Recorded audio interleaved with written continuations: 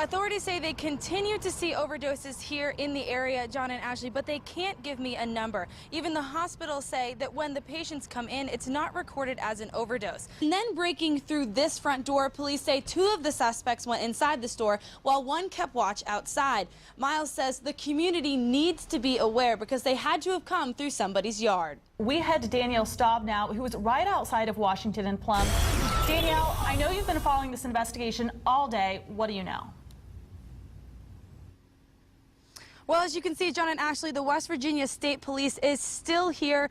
The area is still roped off, and they are continuing to investigate tonight. It all started at 1 this afternoon, and it started with a traffic stop. 779 Engineering Company Mission Enduring Freedom is coming here to the Army Reserve at 2 o'clock. The families are starting to gather. They've been over in Afghanistan for about 11 months now. We bring in one of our Sergeant Akers. He came a couple of days ago. Come on in here, guys. We're bringing the whole family in with us. They're just very happy that Sergeant Akers is home today, or home a couple days ago. You're waiting for the rest of your engineering company. How do you feel? I feel great and grateful to be back from Afghanistan and with my family, my sons and my wife. In the full forecast in just a few minutes. Sounds good. Thank you, Abby. Breaking news tonight, officials are out searching for a missing elderly woman from Waverly. Now, the only details we know at this time, the woman is 85 years old. Wood County 911 says she was last seen around her residence. Wood County Sheriff's Office and several volunteer fire departments are out looking for her. We will give you the latest details as they come in, and make sure to check our web channel, thenewscenter.tv. From the student pioneer plowers to the big blades of ODOT, ODOT tells me their plan of attack is just like the Super Bowl. And as we plow our way through another storm, the steps, the sidewalk, and the driveway. But remember, the shoveling isn't done until the drain is clear. Danielle Staub, WTAP News, Marietta. Right there, live on the scene of this explosion. Danielle, what do we know at this point? It's valid. 1 of the 3 points.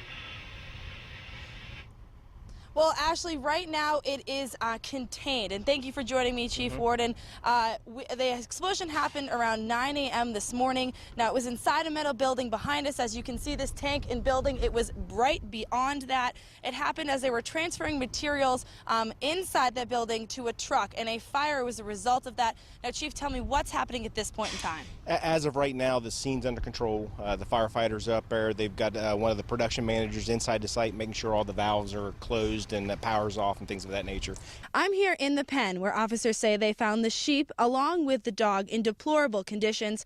In the pen with those animals, there were dead sheep, as well as sheep that had been burned right outside the pen. Now, officers say it took them hours to round up all these animals into the stock trailers where they could be cleaned up. John, as you said, it seems that more and more high schools and colleges are preparing for what could be a reality, and that's that active shooter on campus. As we get closer to the school year and we remember all the tragedies that's happened across the nation here in the past couple of years, schools are preparing for the worst. So here at home, Washington State Community College, today they performed an active shooter drill, preparing for that worst case scenario. 2 hours later, the track has been cleared, and as you can see, Gary's Towing is pulling the semi from out of the building. Now, crews say and witnesses say the truck was crossing over this track, not going very fast, when the train hit it and crushed it in between the storage facility and the train itself. Through Brenda's journey, there are many twists and turns and ups and downs, but a very unique thing that came out of her experience was her love for animals. Now, here with me are her 2 favorites, Ginger and Lacey, and they kept her company and kept her positive spirits up when her family was away. Yes, Brooke, we're here live at Jennifer Garrison's headquarters on Front Street with all of her supporters. It's been a great night for you. First of all, congratulations. Thank you. It feels really good. I very much appreciate everybody here tonight. They worked hard for us. And all right, we got a truck driver who's burned up. Okay, let me get you on hold real fast. Hurry up. The calls came in around 9 a.m. Tuesday morning. An explosion and fire at EnviroTank. We could tell by the tone of the voice that something terrible had happened. They described it as a very large explosion, and in some cases, people believed that it shook their house. 3 people injured. 2 taken to area hospitals and released. The third, in serious condition, flown to Cabell Huntington Hospital burn unit. First unit on scene arrived to have 3 burn injuries, 3 individuals burnt. We also had an active working fire inside the structure. Authorities say employees were transferring flammable material waste from one tank to the other when one of the tanks exploded and caught on fire. And what they feel very confident about is that during that process there was some vapors that were released, and in that area there were several ignition sources, and those vapors found its way to one of those ignition sources, and then that created the explosion. Authorities say arriving on scene, Route 7 southbound was closed down, but that was for precautionary measures. The real danger was with the first responders trying to put the fire out. What we had on fire, there wasn't a public hazard per se, but with the firefighters in on the ground in the building, they had the potential of being exposed to chemicals that were on fire. EnviroTank officials say they will not answer questions until the investigation is complete. Danielle Staub, WTAP News, Washington County. All they want is their baby boy back. It's been a long 6 months. We have good days and we have bad days. Just days before Samuel was supposed to be born, the doctors told them he no longer had a heartbeat. Miscarriage and stillbirth is something that nobody wants to imagine, and even if you try, you won't come close to knowing how that feels. As part of Nicole's grieving process, she wanted some way to reclaim what they had lost. Our son is incredibly important to us. Never in a million years would we have imagined he would matter to such an extent to people who don't know us. A kindness day in honor of Samuel. She made the Facebook event, sharing it with her close friends, and it grew from there. We started accumulating people from every state and from various countries, and over 600 people now. Doing kind things for those that are lost, as simple as holding a door for someone, or buying lunch for the car behind you in the drive-thru. And I'm hopeful that other families, other moms, maybe see this and can do acts of kindness in memory of their children. And that she did. Chrissy Durham and her husband, C.W. Durham, lost their baby boy Christian at 16 weeks 5 years ago. Chrissy was by Nicole's side the whole time and in a sense reopened her own wound.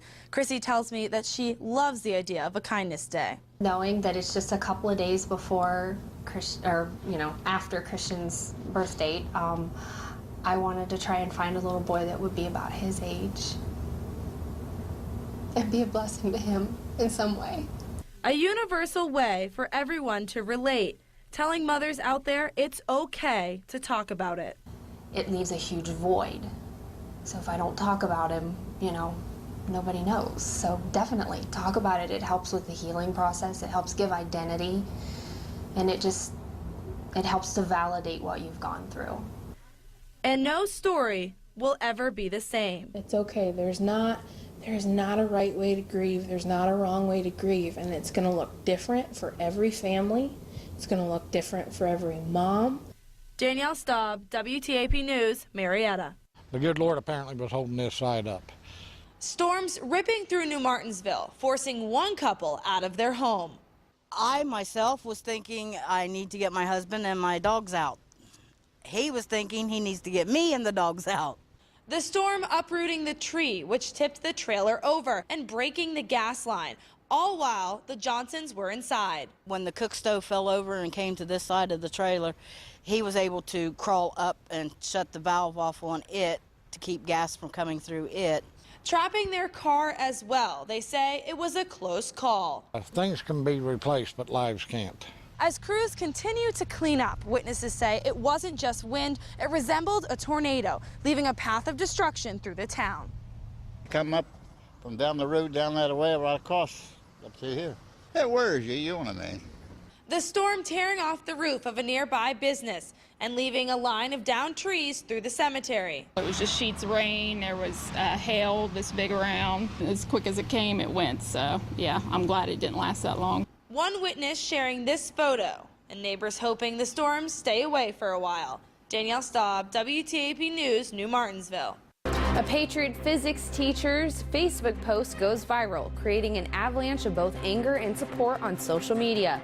The Wood County School Board suspended David Foggin a total of 4 days. As a result, whether that is going to paid or not be paid is still under evaluation. Good evening, I'm Brooke Thibodeau. Talking with those supporting Foggin and those upset about his actions, Danielle Staub has both sides of the story tonight. It doesn't make sense. I stand with Foggin, like all the way. I think it's stupid what they're doing. A Facebook post and then a suspension of Parkersburg South High School teacher David Foggin, creating a social media firestorm. Yeah, he talked to his friends about it, but social media where he knows it's going to blow up, he shouldn't be posting it on. A group of student supporters have turned to Twitter, hashtag Team Foggin or hashtag Free Foggin, supporting the well-liked teacher. You know, I support him like that because I want him back in class. Parkersburg South GSA advisor says whatever Foggin's intentions were with the post, the reaction has been worse. There's a group of kids who feel as though they need to defend Mr. Foggin. And so they're making threats to some of the other students who are perceived homosexuals. Supportive students wearing flower headbands and even making t-shirts. Some of the GSA kids don't feel all that comfortable in school right now. I mean, it started because of him, so if people get bullied more than what it already is, he should do something about it. However, one former gay student is very supportive and says Mr. Foggin was a great teacher. People loved him, went to him for advice, no matter their sexual orientation. He's the nicest person ever. He jokes around all the time. He's very funny and fun-loving. I mean, honestly, when I saw the post, it didn't offend me at all. With this one Facebook post dividing a school here at Parkersburg South, supportive students say they love Mr. Foggin. They want him back in the classroom and they want to get back to learning. I hate doing bookwork all week with the substitute, when I can have Mr. Foggin in there. Just bring Foggin back. We miss him. Declining an interview, Wood County Superintendent Dr. Patrick Law says the case is under investigation.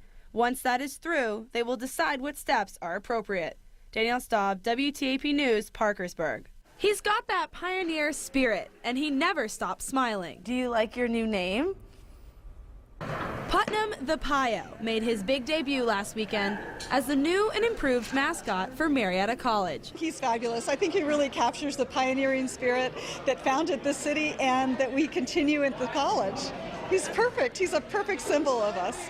After months of planning, voting, and input from alumni, students, faculty, and staff, his name was chosen, along with a custom-made outfit and head. They have a vow of silence, so Putnam can't speak, and we're trying to keep the wares of the mascot a complete secret.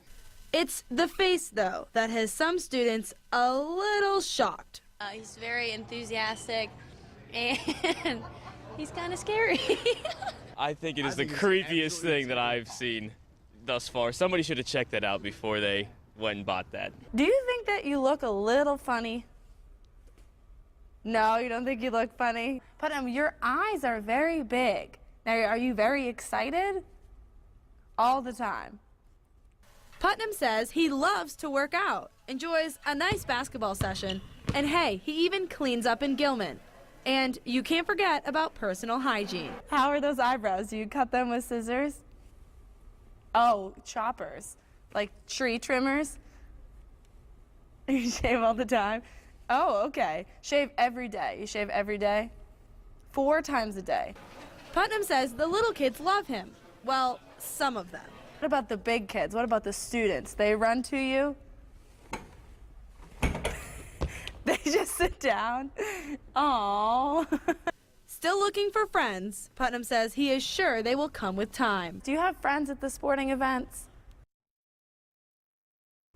That's not good. Putnam, do you think that you're going to make friends? He may not have any friends right now, but he hopes to be a good luck charm for the Pioneers as they head into postseason play. Danielle Staub, WTAP News, Marietta.